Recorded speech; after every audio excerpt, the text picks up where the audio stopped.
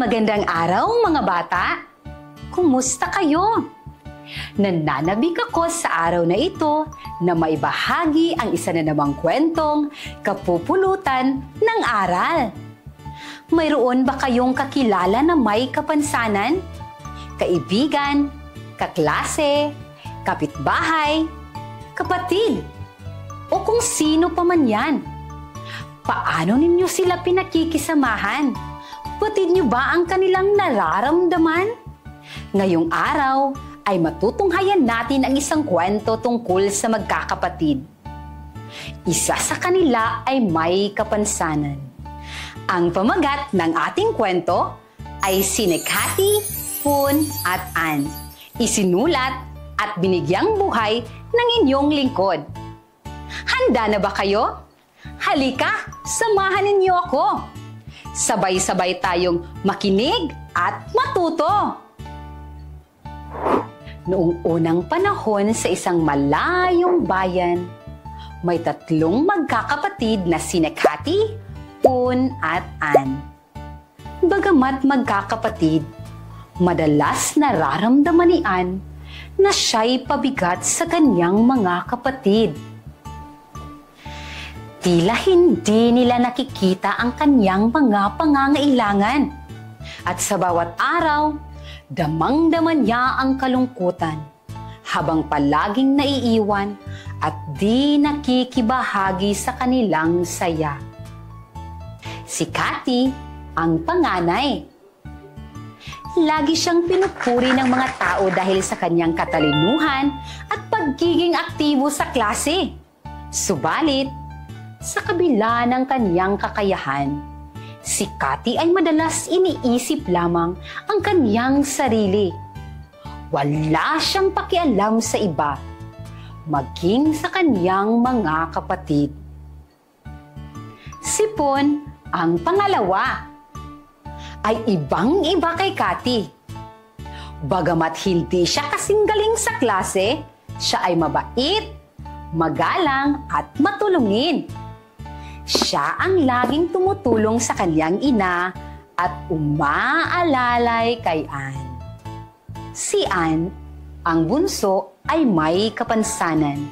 Sa bawat hakbang, kailangan niyang umasa sa isang matibay na saklay upang hindi siya matumba. Mabagal at pasuray-suray ang kanyang paglalakad. At bawat galaw ay tila puno ng hirap.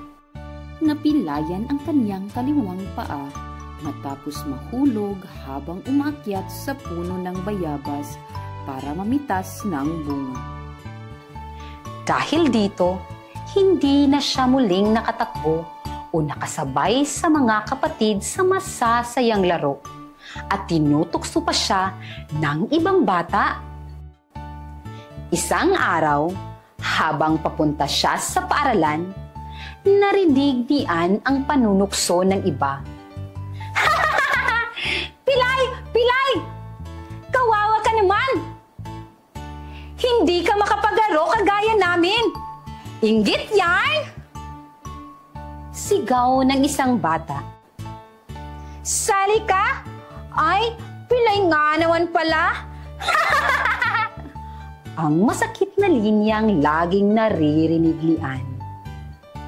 May pagkakataong ipinagtatanggol ni Poon ang kapatid. Ano ba kayo? Bakit ninyo ginaganyan ang kapatid ko?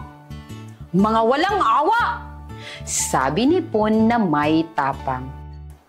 Ngunit, imbis na tulungan, sinabayan pa ni Cathy ang mga nanunukso. Naku Poon, totoo naman, di ba? Bakit kasi papasok pa siya sa paaralan? Sagaba lang siya sa atin. Ayan tuloy, pati tayo nadadamay.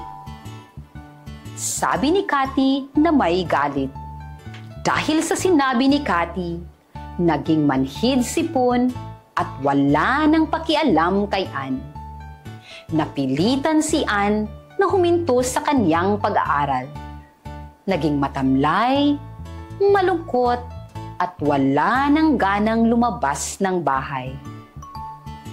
Isang linggo, bago magsimula muli ang pasukan, Kinumbinsi ni nanay si Ann na bumalik sa pag-aaral. Anak, bumili ako ng mga bagong gamit para sa pasukan.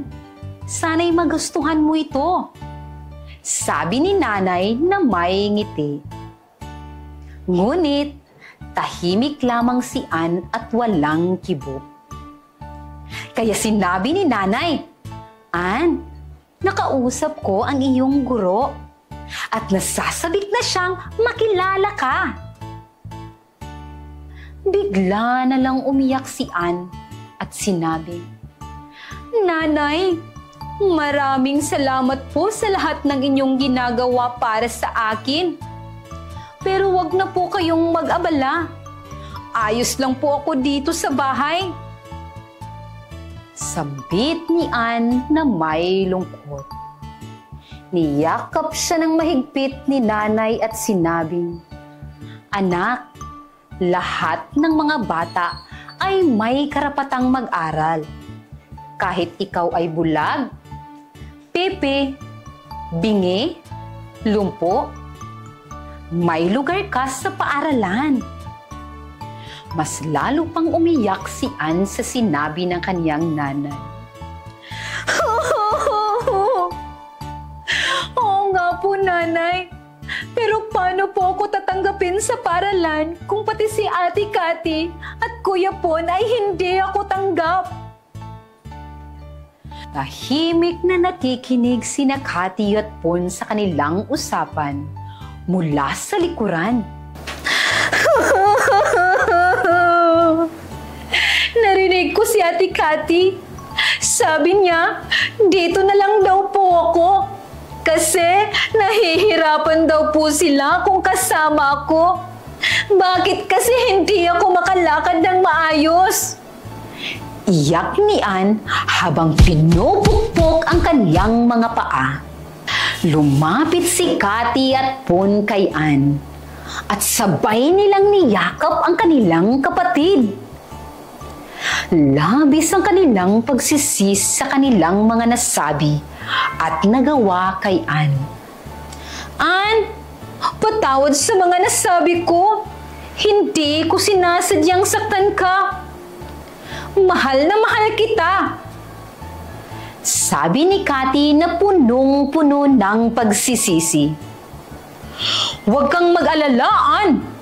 Aalalayan ka namin ni Ate Cathy. Kami ang magiging paa mo. Dagdag ni Pon. Masaya si nanay sa nakitang nagkakasundo na ang tatlo niyang anak. Mga anak, sana'y palagi ninyong mahalin ang isa't isa. Sigurado akong masaya ang inyong ama na nakatingin mula sa langit. Mula noon, nagkaayos na sina Cathy, Pon at Ann. Bumalik ang kanilang masayang samahan.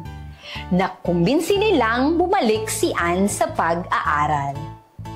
Palagi nilang ipinaalala sa kanya na kahit anumang kapansanan mayroon ang isang tao, basta siya ay may pangarap at tiwala sa sarili, kayang-kaya niyang abutin ang kaniyang mga mithiin. Lalong-lalo na sa tulong ng Panginoon at sa mga taong nagmamahal sa Kanya. Sa araw ng pasukan, masaya silang nagtungo sa paaralan at mainit silang sinalubong ng kanilang mga kaklase at guro ni Ann. Mula noon, bumalik na ang sigla ni Ann sa kanyang pag-aaral at ang pagtanggap sa kanya ng lahat ang naging susi upang ipagpatuloy ni Ann ang kaniyang buhay sa kabila ng kaniyang kapansanan. At diyan nagtatapos ang ating kwento. Sana ay may natutunan kayo. Naway mas mahalin, igalang at irespeto natin ang bawat isa, lalong-lalo na ang may kapansanan.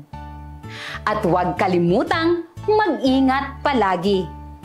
Laging isaalang-alang ang ating kaligtasan. Hanggang dito muna tayo mga bata. Hanggang sa muli, paalam!